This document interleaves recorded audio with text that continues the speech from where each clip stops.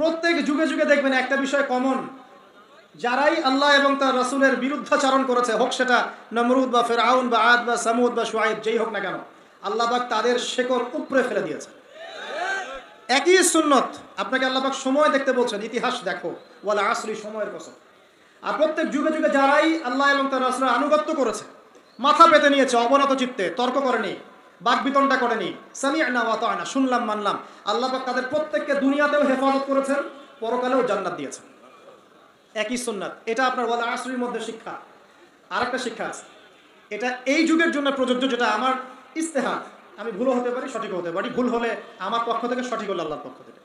সেটা হচ্ছে শেষ জামানার মানুষ যারা আছে, আমরা নবী সাল্লাল্লাহু আলাইহি ওয়াসাল্লামের উম্মত সবাই শেষ জামানার মানুষ। যেখানে শেষ জামানার আলামতগুলো স্পষ্ট, শেষ জামানার আলামত যেগুলো স্পষ্ট আলামত, যারা আমরা শেষ জামানায় বাস করছি, তাদের জন্য ক্ষতি সবচেয়ে বেশি অপেক্ষা করছে। কীরকম? আমাদের চতুর্দিকে ফিতনা, আপনার ধর্মের মধ্যে ফিতনা, পরিবারে ফিতনা, অর্থনীতিতে ফিতনা, আপনার বিশ্বে ফিতনা, সমাজে ফিতনা, ফিতনা ফিতনা, চতুর্দিকে ফিতনা। আপনি দেখবেন, চোখ কান খোলা রেখে দেখেন, চতুর্দিকে ফিতনা। তো শেষ জামানার মানুষ আমরা যারা আছি, এদের জন্য সবচেয়ে বেশি সতর্ক থাকতে হবে। ওয়াল আসরি, সময়ের কসম। এটা বলে আল্লাহ পাক বলতে চাচ্ছেন, ইন্নাল ইনসানা লাফি খুসর, নিশ্চয়ই মানুষ অবশ্যই ক্ষতির মধ্যে আছে। ডাবল তাকিদ আছে এখানে, ইন্নাও আছে, লাফিও আছে। তো নিশ্চয়ই মানুষ অবশ্যই ক্ষতির মধ্যে, বা নিশ্চয়ই মানুষ ক্ষতিগ্রস্ত। মানুষ কিভাবে ক্ষতিগ্রস্ত? আপনার জন্য আমি সহজ করে দিয়েছি। মানুষ দুইভাবে ক্ষতির মধ্যে আছে। কয়ভাবে? দুইভাবে। এক, ইহকালে মানুষ ক্ষতির মধ্যে আছে, আর দুই, পরকালে মানুষ ক্ষতির মধ্যে আছে। ইহকালে কেমন ক্ষতির মধ্যে আছে? একটা আয়াত শোনেন, সূরা রুমের মধ্যে আল্লাহ পাক বলেছেন, যাহারাল ফাসাদু ফিল বাররি ওয়াল বাহরি বিমা কাসাবাত আইদিন নাস। জলে এবং স্থলে যত বিপর্যয় ছড়িয়ে পড়েছে, এগুলো মানুষের হাতের কামাই। এগুলো কি? মানুষের।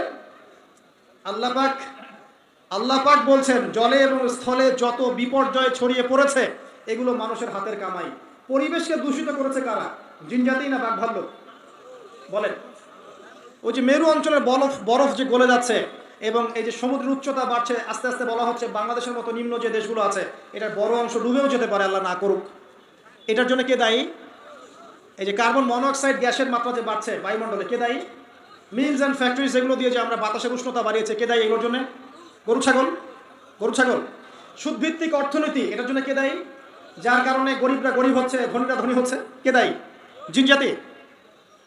পরিবারে যে ফাসাদগুলো, যে পরকীয়া, আপনার বেশি বেশি জেনা, ব্যভিচার, যুব সমাজের সমস্যা, যে মাদক, এই যে টিকটক, এই যে পাবজি, এই যে আপনার ছিনতাই, কিশোর গ্যাং, এগুলোর জন্য কারা দায়ী? জিনজাতি না গরু ছাগল? একটা একটা করে বলে শেষ করতে পারবো না, আমার সময় খুব কম। বলছি, যত সমস্যা দেখবেন, পারিবারিক বলেন, সোশ্যাল বলেন, যুবকদের সমস্যা বলেন, ভৌগোলিক সমস্যা বলেন, ভূরাজনৈতিক প্রেক্ষাপট বলেন, বিশ্ব দাঁড়িয়ে আছে একটা পারমাণবিক যুদ্ধের সামনে, প্রতিটা প্রবলেমসের পিছনে কিন্তু মানুষ কাজ করছে। কারা কাজ করছে? এটা আল্লাহ বলছেন, যাহারাল ফাসাদ ফিল বাররি ওয়াল বাহরি বিমা কাসাবাত আইদিন নাস। এটা দুনিয়ার ক্ষতি। আর পরকালের ক্ষতি কি? মানুষ নিশ্চিন্তে নাক ডেকে ঘুমাচ্ছে, কিন্তু মানুষের সামনে অপেক্ষা করছে মালাকুল মউত, মৃত্যুর ফেরেশতা। ভাই, আমরা সবাই মারা যাব, এই কথাটা কি আপনারা বিশ্বাস করেন? এই কথা যে বিশ্বাস করে যে পৃথিবীতে সে চিরস্থায়ী নয়, চিরদিন থাকতে আসে নাই, সে কি পৃথিবীতে উদ্ধত আচরণ করতে পারে? পাপ করলেও তো সে তওবা করে ফিরে আসবে, তাই নয় কি? এখন মানুষের চলাফেরা দেখলে কি মনে হয় যে মানুষ মারা যাবে কখনো? আমাদের সবার সামনে মৌত অপেক্ষা করছে। এই যে আমরা এখানে যারা বসে আছি, আজকে থেকে হয়তো 50 বছর পর কেউ থাকবো না। হতে পারে না? হতে পারে না? 50 বছর অনেক বেশি বলেছি আমি, দেখেন না সামনে কি হয়। 100 বছর পর, এখন পৃথিবীতে যারা বেঁচে আছে, এখন 100 বছর পর এর কেউ বেঁচে থাকবে না। প্রত্যেক 100 বছরে জেনারেশন চেঞ্জ হয়ে যায়, জানেন তো? মানুষের চরণ করবে না, মৌতের কোনো ফিকির নেই মানুষের। আল্লাহর সামনে দাঁড়াতে হবে, জবাব দিতে হবে, এই চিন্তা মানুষের মধ্যে নাই। সারাদিন দুনিয়া নিয়ে মানুষ ব্যস্ত হয়ে আছে। আল্লাহ পাক হেফাজত করুন আমাদেরকে। তো পরকালের ক্ষতি দেখেন, মানুষের সামনে অপেক্ষা করছে মৌত, মানুষের সামনে অপেক্ষা করছে কবর, যেখানে কেউ যাবে না, আপনি আমি কেউ না, মানে কেউ কারো কবরে যাব না, কেউ কারো কবরে না। চিন্তা করতে পারেন যে আমাদেরকে একা একা কবরে যেতে হবে, সেখানে 2 জন ফেরেশতার সম্মুখীন হয়ে সওয়াল জবাব দিতে হবে, কেউ পার পাবে না। একজন সাহাবীর নাম ছিল সাদ বিন মুয়াজ রাদিয়াল্লাহু আনহু, নাম শুনেছেন? কোন যুদ্ধে শহীদ হয়েছেন? কে বলতে পারবেন? 500 টাকা পুরস্কার দিব, বলেন। তুমি আমাকে 500 দিবা, ভুল করেছো উত্তর। উল্টা তুমি দিবা আমাকে 500। খন্দকের যুদ্ধ, কোন যুদ্ধ? খন্দকের যুদ্ধ। এই যুদ্ধে তিনি শহীদ হয়েছেন। হাতের মধ্যে একটা তীর এসে লেগেছিল, এখান থেকে রক্তটা ছিঁড়ে গিয়েছিল। রক্ত পড়তে পড়তে পড়তে এভাবে তার ইন্তেকাল হয়ে যায়। এবং নবী সাল্লাল্লাহু আলাইহি ওয়াসাল্লামের অত্যন্ত প্রিয় ভাজন সাহাবী ছিলেন সাদ বিন মুআজ রাদিয়াল্লাহু আনহু, আনসারী সাহাবী। তিনি যখন মারা গেছেন, শহীদ হয়েছেন, নবী সাল্লাল্লাহু আলাইহি ওয়াসাল্লাম বলছেন আল্লাহ পাকের আরশ কেঁপে উঠেছিল। তার মৃত্যুতে আল্লাহর আরশ কেঁপে উঠেছিল, সুবহানাল্লাহ। এবং 70,000 ফেরেশতা তার জানাজার নামাজে শরীক হয়েছিল। নিঃসন্দেহে তিনি জান্নাতি, তাই না কি? এই সাহাবীর কবরেও কবর তাকে চাপা দিয়েছিল। আপনি কি বুঝতে পারছেন ভাই?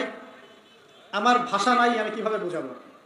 এই সাহাবীর কবরেও কবর স্বাভাবিক একটা চাপা সবাইকে দিবে, এটা দিয়েছিল। অতএব মানুষের সামনে অপেক্ষা করছে মউত এবং কবর, তারপরে সওয়াল জবাব। হয় কবর হবে জাহান্নাম, না হলে জান্নাত। এরপরে উঠতে হবে কিয়ামতের মাঠে। এই যে মিজান, পুলসিরাত, আমল নামা ছুড়ে দেওয়া হবে, পুলসিরাত পার হতে হবে, জান্নাত জাহান্নাম, এই যে ফয়সালাগুলো কাদের জন্য অপেক্ষা করছে বলেন তো? আল্লাহ পাক বলছেন নিশ্চয়ই মানুষ ক্ষতির মধ্যে আছে। কারা তাহলে ক্ষতির মধ্যে আছে? আমরা ছাড়া। তবে সুসংবাদ, এই দুনিয়ার জীবনটাকে যদি তুচ্ছ করে মানুষ আল্লাহর বিধান মেনে চলতে পারে, এই দুনিয়ার জীবনে ধৈর্য ধরতে পারে, সবর করতে পারে, হকের উপর অবিচল থাকতে পারে, আল্লাহর হালালে থাকতে পারে, হারামে না যায়, রাসূলের সুন্নতে থাকে, বেদাতে না যায়, ইনশাআল্লাহ তাআলা ইনশাআল্লাহ তাআলা আল্লাহ পাক মৌতের সাথে সাথেই এই বান্দাকে চিরস্থায়ী জান্নাত দিয়ে দিবেন ইনশাআল্লাহ। আমাদের সামনে দুটো রাস্তা, ওয়াহাদাইনাহুম নাজদাইন, দুটো পথ আল্লাহ পাক দেখিয়েছেন, ইম্মা শাকিরা ওয়া ইম্মা কাফুর। ইচ্ছা হলে কৃতজ্ঞ হন, ইচ্ছা হলে অকৃতজ্ঞ হন। দেখেন সূরার মধ্যে দুটো আয়াতে আপনি কতগুলো মেসেজ পেলেন। সময়ের কসম, নিশ্চয়ই মানুষ ক্ষতির মধ্যে আছে। ইল্লাল্লাযীনা আমানু ওয়া আমিলুস সলিহাতি ওয়া তাওয়াসাউ বিল হাক্কি ওয়া তাওয়াসাউ বিস সাবর। চারটা কাজ যারা করেছে তারা ব্যতীত, মানে চারটা কাজ যারা করতে পারবে তাদের কোনো সমস্যা নেই। ওয়ালা খাউফুন আলাইহিম ওয়ালা হুম ইয়াহজানুন, তাদের কোনো ভয় নাই, কোনো দুশ্চিন্তা নাই। চারটার এক নাম্বার হচ্ছে ঈমান। এক নাম্বার কি? ঈমান। দুই নাম্বার আমলে সালেহ, সৎ আমল। তিন নাম্বার হকের দাওয়াত প্রদান করা, পরস্পরকে হকের দাওয়াত প্রদান করা। চার নাম্বার পরস্পরকে ধৈর্যের উপদেশ দেয়া। বাস, এই চারটা কাজ একসাথে করতে হবে। দুটো আছে দুটো নাই এমন নয়, তিনটা আছে একটা নাই এমন নয়, চারটা কাজ একসাথে অ্যাট দ্য সেম টাইম যারা করতে পারবে ইনশাআল্লাহ মৃত্যুর সাথে সাথেই জান্নাত। অল্প করে ব্যাখ্যা করছি। ঈমান কি জিনিস? ঈমান মানে কি বলেন? বিশ্বাস। কয়টা বিষয় বিশ্বাস করতে হয়?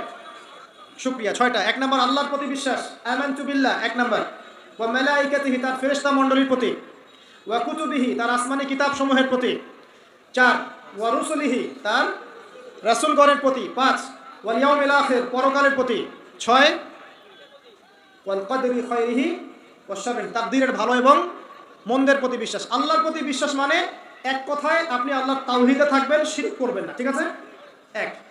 ফেরেশতা মণ্ডলীর প্রতি বিশ্বাস মানে আল্লাহ পাক অসংখ্য ফেরেশতা সৃষ্টি করেছেন, বিভিন্ন কাজে নিয়োজিত করেছেন, যাদেরকে আমরা দেখি না। এই দুনিয়াতে খালি চোখে দেখা যাবে না, মৌতের সাথে সাথেই দেখা যাবে ইনশাআল্লাহ। বিশ্বাস করতে হবে। এগুলোকে বিজ্ঞান প্রমাণ না করলেও বিশ্বাস করতে হবে, কারণ বিজ্ঞান সবকিছু চূড়ান্ত ব্যাখ্যা দিতে পারবে না। পারবে? বিজ্ঞানের একটা সীমাবদ্ধতা আছে, আল্লাহর জ্ঞানের কোনো সীমাবদ্ধতা নাই। সিম্পল। 3 নাম্বার ওয়া কুতুবিহি, অনেক আসমানি কিতাব আল্লাহ পাক নাজিল করেছেন। শুধু কোরআনই একমাত্র আসমানি কিতাব নয়, এর আগে আল্লাহ পাক নাজিল করেছিলেন তাওরাত, জাবুর, ইনজিল, এগুলো তো সবগুলো আল্লাহর পক্ষ থেকে এসেছিল, কিন্তু মানুষ এগুলোকে বিকৃত করেছিল যুগে যুগে। এই জন্য আল্লাহ পাক সর্বশেষ ফাইনাল টেস্টিমেন্ট হিসেবে আল কোরআন নাজিল করেছেন। কিয়ামত পর্যন্ত এরপরে আর কোনো নবীও আসবে না, কোনো কিতাবও আসবে না। যদি কেউ বলে না কিয়ামতের আগে নবী আসতে পারে, কি বলবেন? হ্যাঁ, যদি কেউ বলে যে না কিয়ামতের আগে আরও নবী আসতে পারে, কেউ যদি বলে যে জনৈক ব্যক্তি ছিলেন যিনি হচ্ছেন ঈসা আলাইহিস সালাম, আপনি কি বলবেন? জনৈক ব্যক্তি নিজে মাহদি, আবার তিনি ঈসা, দুটাই। সুবহানাল্লাহ। আর মানুষ এগুলো কথা বিশ্বাসও করছে, এদের কথা শুনে মানুষ আবার ধর্ম ত্যাগও করছে। সুবহানাল্লাহ সুবহানাল্লাহ। কত বড় অজ্ঞ হলে মানুষ এতদূর পর্যন্ত জাহের হতে পারে, চিন্তা করেন। তাহলে কনস্টান্টিনোপল জয় হবে কবে? আর মালহামাই বা হলো কখন? তো কেউ যদি বলে ভাই টেলিভিশনে প্রচার করে, অনলাইনে প্রচার করে যে আমি নবী, আমি মাহদি, আমি ঈসা, আল্লাহর ওয়াস্তে এগুলোকে বিশ্বাস করতে যায় না, ইমান হারা হয়ে যাবেন, জাহান্নামে যেতে হবে। যতই টাকার প্রলোভন দেখ, চাকরির প্রলোভন দেখ, জমি জমা দেখ, আল্লাহর ওয়াস্তে ধর্ম ত্যাগ করুন। আমার কথার ইশারা বুঝে নেন, সব কথা পাবলিকলি বলা যায় না, ঠিক আছে?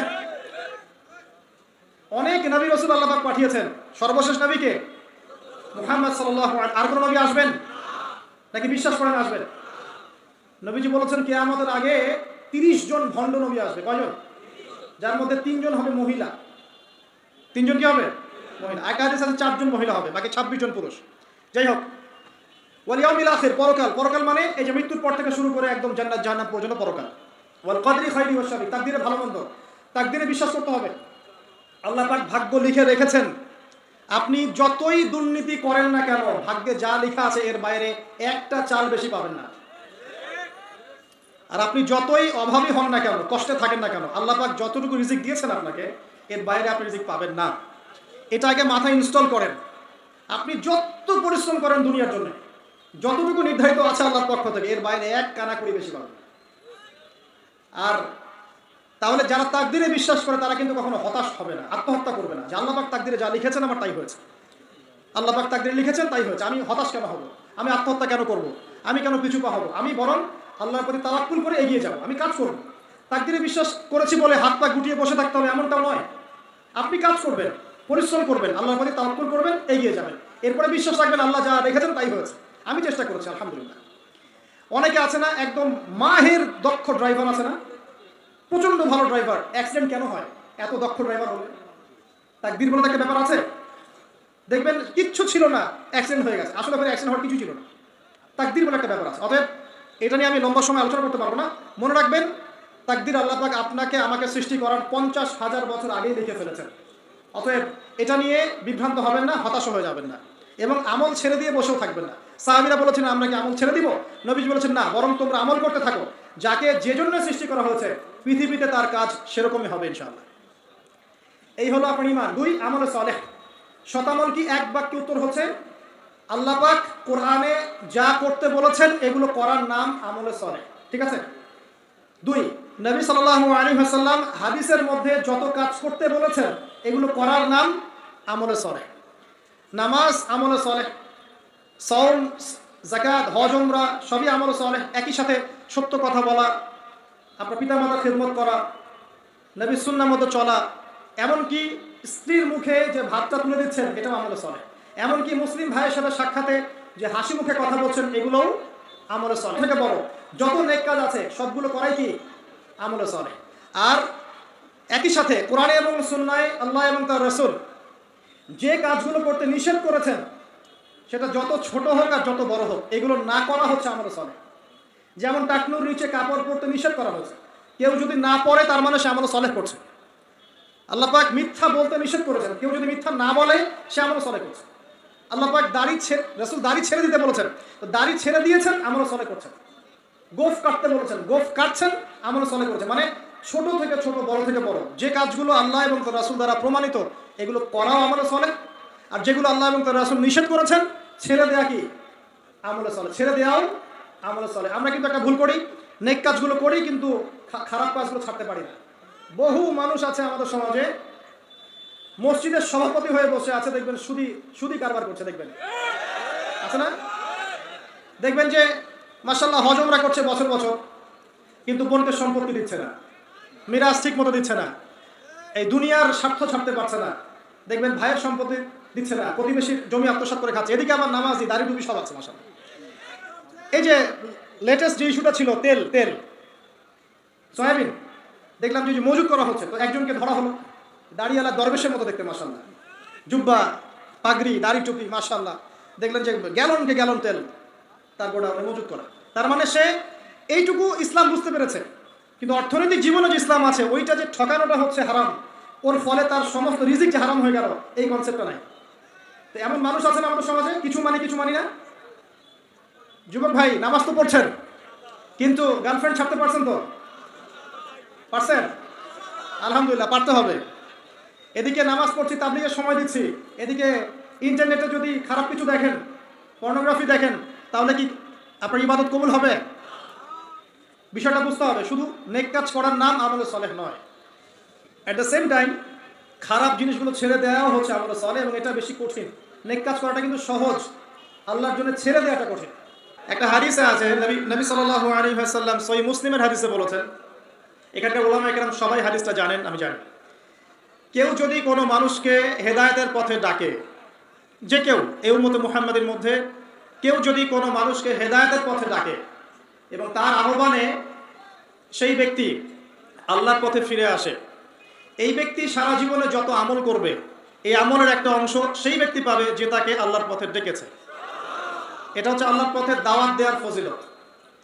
আপনি যদি আল্লাহর পথে মানুষকে দাওয়াত দেন, নামাজের দিকে, সুন্নতের দিকে, কোরআনের দিকে, ঠিক আছে, জিকির আজগারের দিকে, পরিপূর্ণ ইসলামিক শরিয়ার দিকে আপনি মানুষকে যদি দাওয়াত দেন, আর মানুষ যদি আপনার দাওয়াত কবুল করে পথভ্রষ্টতা ছেড়ে দিয়ে ইসলামের পথে চলে আসে, তাহলে এই মানুষগুলো সারা জীবন যত নেক কাজ করবে এই নেক আমলগুলোর একটা অংশ আপনি পাবেন।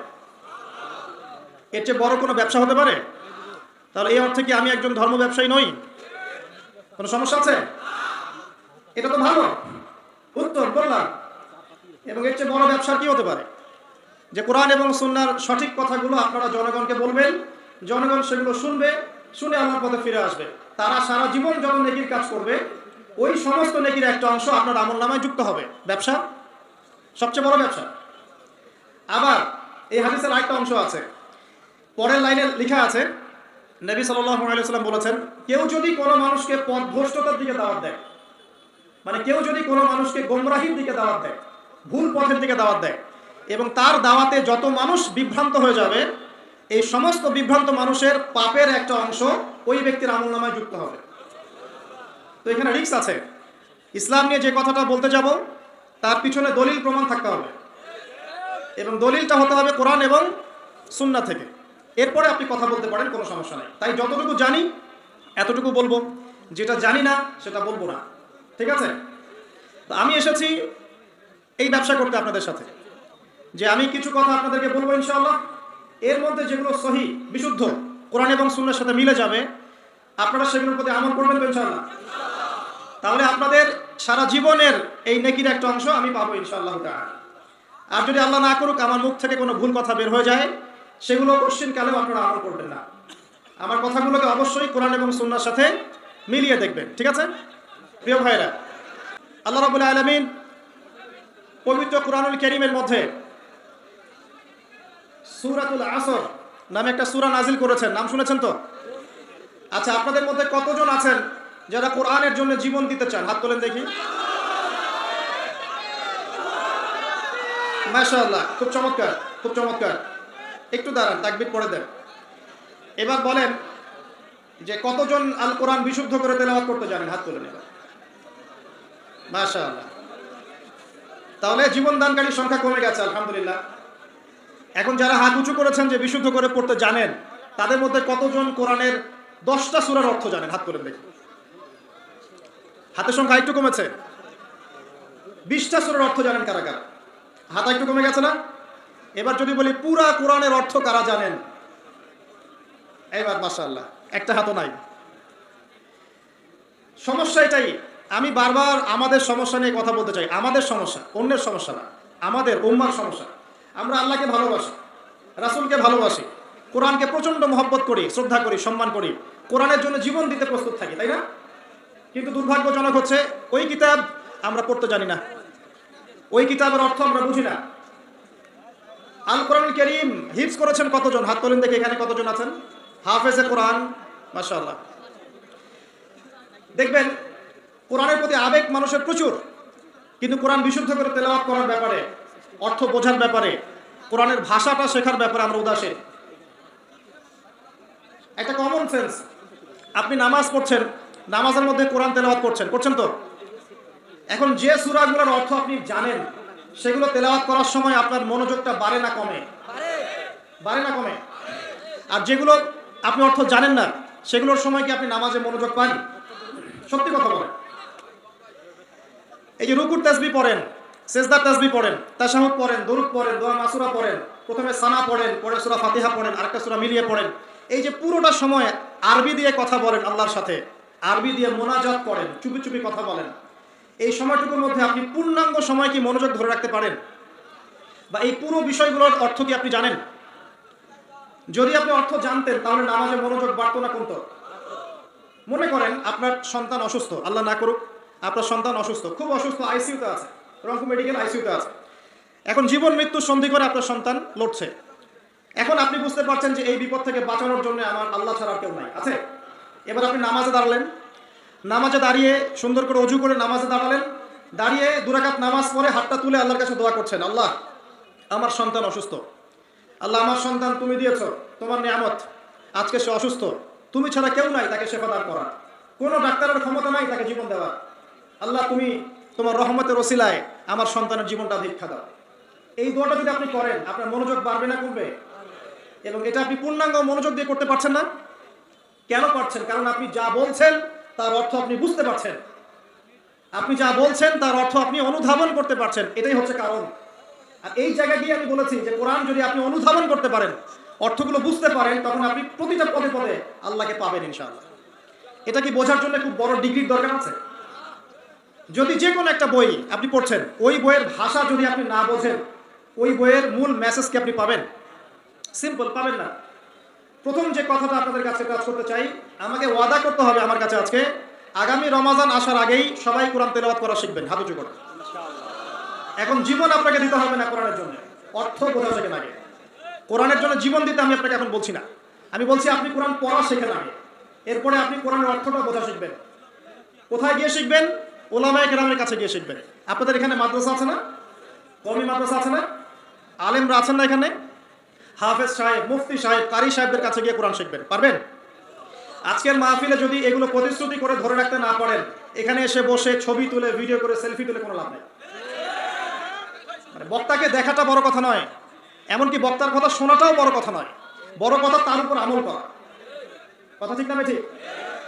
আচ্ছা, এবার আসেন ছোট্ট একটা সূরা আপনাকে শোনাই, 103 নাম্বার সূরা। কত নাম্বার? 103 নাম্বার। সূরাটার নাম সূরাতুল আসর, মানে সময়ের সূরা। সূরা শব্দের মানে কি? আচ্ছা বাদ দেন, কোরআন শব্দের মানে কি বলেন? কোরআন শব্দের মানে কি? নিত্য পঠিতব্য, যে বইটা প্রতিনিয়ত পড়া হয় তার নাম কোরআন। পৃথিবীতে কোরআন ছাড়া এমন কোনো কিতাব আছে যেটা প্রতিদিন পড়া হয়, প্রতিনিয়ত পড়া হয়? আছে? ইসলামের সমস্ত শত্রুরা মিলে যদি পৃথিবী থেকে সমস্ত এই কোরআনের কপি আজকে পুড়িয়ে ফেলে, নাউজুবিল্লাহ, আগামীকাল এরকম লক্ষ লক্ষ কপি বের করা সম্ভব। কিভাবে সম্ভব? এই যে কলিজার মধ্যে কোরআন আছে, কেউ এটা মিশাতে পারবে না, পারবে? পারবে না। তো এটাই বলছিলাম যে কোরআনের যে নিত্য পঠিতব্য এই ব্যাপারটা অন্য কোনো কিতাবের ক্ষেত্রে প্রযোজ্য হয়? কোরআন মানে নিত্য পঠিতব্য। এখন চিন্তা করেন, শেষ কবে আপনি কোরআন তেলাওয়াত করেছেন? কারা কারা রমজান মাসে কোরআন খতম দিয়েছেন? হাত তোলেন। এই কয়জন? শাহরুর রমাদানাল্লাযী উনজিলা ফীহিল কোরআন, রমজান সেই মাস যেই মাসে কোরআন নাজিল হয়েছে। রমজান মাস মহিমান্বিত কি কারণে? কারণ এই মাসে কোরআন নাজিল হয়েছে। এই মাসে কোরআন খতম করার সৌভাগ্য যার হয়নি, তার চেয়ে হতভাগা আসলে কেউ নাই। আচ্ছা যাই হোক, যা হওয়ার হয়ে গেছে, আল্লাহ পাক গফুর রহিম। আগামী রমজান আসার আগে কোরআন তেলাওয়াত শিখতে পারবো ইনশাআল্লাহ? ওয়াদা করছেন? আল্লাহ সাক্ষী আছেন, কিন্তু ওয়াদা খেলাফ করলে খবর আছে, ঠিক আছে? আল্লাহ পাক কিন্তু ধরবেন। আর আল্লাহ পাক কখন ধরেন জানেন? আল্লাহ পাক ঢিল দিতে থাকেন, ঢিল দিতে থাকেন, ঢিল দিতে থাকেন, তারপরে একবার চেপে ধরেন। আপনি কি মনে করছেন সারা বিশ্বে যা চলছে জুলুম আল্লাহ পাক ছেড়ে দিবেন সব? তাই মনে করছেন? এক জাররা পরিমাণ ছাড় দিবেন? দিবেন না। সময়ের ব্যাপার, সব কিছুর ব্যাপার সময়। কত সময় চলে গেছে। এক সময় ছিল ফেরাউনের যুগ, তখন মনে হতো ফেরাউনই সব। ও বলতো আনা রব্বুকুমুল আলা, আমি এই পৃথিবীর মহান রব, সে বলতো। এখন তার অস্তিত্ব আছে? ওই জাদুঘরে দেখবেন ওর সুটকিটা পড়ে আছে, দেখে আছে না? ফেরাউন যখন দলবল নিয়ে বের হয়ে যাচ্ছে মূসা আলাইহিস সালামের কওমকে ধাওয়া করার জন্য, সূরা দুখানের মধ্যে আছে, আল্লাহ পাক বলছেন যে তাদের স্মরণে যখন ফেরাউন এবং তার দলবল ডুবে মরল, ওদের এই মর্মান্তিক মৃত্যু দেখে আকাশ এবং জমিনের কেউ এক ফোঁটা পানিও ফেলেনি চোখে। এই আয়াতটা কোরআনে আছে, সূরা দুখানের মধ্যে আছে। একটা সময় ছিল নমরুদের যুগ, মনে হতো সেই সব কিছু। এখন তার অস্তিত্ব আছে? কেউ তার নামও মনে রেখেছে? একটা সময় আজ জাতি ছিল, আজ জাতি। এগুলো রূপকথা নয়, এগুলো গান গল্প নয়, এগুলো সত্য ঘটনা কোরআনে আছে। এগুলোর এক একটা বর্ণ সত্য। সারা পৃথিবী মিথ্যা হতে পারে, কোরআন সত্য। আজ জাতি ছিল দেহে অনেক বড় বড় বিশাল বিশাল, তারা বলতো মান আশাদ্দু মিন্না কুওয়া, আমাদের চেয়ে শক্তিশালী আর কে আছে, এটা তারা বলতো। আল্লাহ পাক ঝড় দিয়ে উড়িয়ে দিয়েছেন, তাদের অস্তিত্ব আছে? সময়ের ব্যাপার, দেখেন সময় বদলাচ্ছে, সব পরিবর্তন হয়ে যাচ্ছে। একটা ছিল সামুদ জাতি, সামুদ এরাও ছিল অনেক বড় বড়, তাল গাছের সমান লম্বা লম্বা, পাহাড় কেটে কেটে বাড়ি নির্মাণ করতো, পাহাড় কেটে বাড়ি নির্মাণ করতো। ওদের অস্তিত্ব আছে? আল্লাহ পাক বজ্রপাত দিয়ে ধ্বংস করে দিয়েছেন। নবী সাল্লাল্লাহু আলাইহি ওয়াসাল্লাম বলেছেন, আমি আমার উম্মতের মধ্যে ভয় পাই কয়েকটা বিষয়ে। এক নাম্বার ভয় পাই আমার উম্মত রিয়া করবে, রিয়া লোক দেখানো আমল করবে। দুই নাম্বার ভয় পাই আমার উম্মত মূর্তি পূজারীদের সাথে মিশে যাবে, আমার উম্মত মূর্তি পূজা করবে। নবী সাল্লাল্লাহু আলাইহি ওয়াসাল্লাম বলেছেন এই কথা, হাদিসে আছে, দেখে নিয়েন। এবং দিন দিন এটা বাড়ছে। তো একটা কম ছিল সাদুম জাতি, সাদুম, এরা ছিল জর্ডান, যে দেশটার নাম আছে জর্ডান, এই জর্ডানের পাশে একটা সাগর আছে ডেড সি বা মৃত সাগর, এখানে ওরা বসবাস করত। তারা তখন বলতো আমরা পবিত্র, কে আছে আমাদেরকে শাস্তি দিবে, হে লূত তুমি যদি পারো আল্লাহর শাস্তি নিয়ে আসো, এরকম করে বলেছিল। যদি পারো আল্লাহর শাস্তি নিয়ে এসে দেখাও। আল্লাহ রাব্বুল আলামিন দুইজন ফেরেশতাকে পাঠিয়েছিলেন, জিবরাইল, মিকাইল, ওই জায়গাটাকে পাখা দিয়ে তুলে আসমানে উঠিয়ে আবার জমিনে ধসিয়ে দিয়েছে। এটা রূপকথা নয়, এটা কোরআনে বলা আছে। ওদের অস্তিত্ব কি এখন আছে? নাই। ওই সাগরটার অস্তিত্ব আছে, ওই সাগরে কোনো মানুষ ডোবে না, ওখানে কোনো প্রাণের অস্তিত্বই নাই, এমনভাবে আল্লাহ পাক ধ্বংস করেছেন। আমি বলছি সব সময়ের ব্যাপার। দেখেন কওমে নূহ, নূহ আলাইহিস সালামের কওম আছে এখন? নাই। আজ সামুদ, মাদিয়ান, শুআয়ব আলাইহিস সালামের কওম মানুষকে ঠকাতো, ছিনতাই করতো, মাপে কম দিত এবং মানুষকে খুব বেশি বেশি পেটাতো, মানুষকে মারতো, খুব কঠিনভাবে মারতো। এখন কিন্তু এই সুন্নত চলছে, মানুষকে কঠিনভাবে মারা হয়। তো এই সুন্নতটা শুআয়ব আলাইহিস সালামের কওমের, এবং সেই কওম প্রথম কওম যাকে আল্লাহ পাক পৃথিবীতে ভূমিকম্প দিয়ে ধসিয়ে দিয়েছেন। এদের অস্তিত্ব কি এখন আছে? নাই। আমি বলতে চাচ্ছি যে জুলুম, জালেম, মাজলুম এগুলো চিরস্থায়ী নয়, আপেক্ষিক বিষয়। একটা সময় যাচ্ছে, আরেকটা সময় আসবে, আবার এই সময় চলে যাবে, আরেকটা সময় আসবে, পৃথিবী এভাবে চলতেই থাকবে। এর মধ্যেই পরীক্ষা, এর মধ্যেই দুনিয়ার জীবনে পরীক্ষা। আপনাকে আমাকে হকের উপর থাকতে হবে।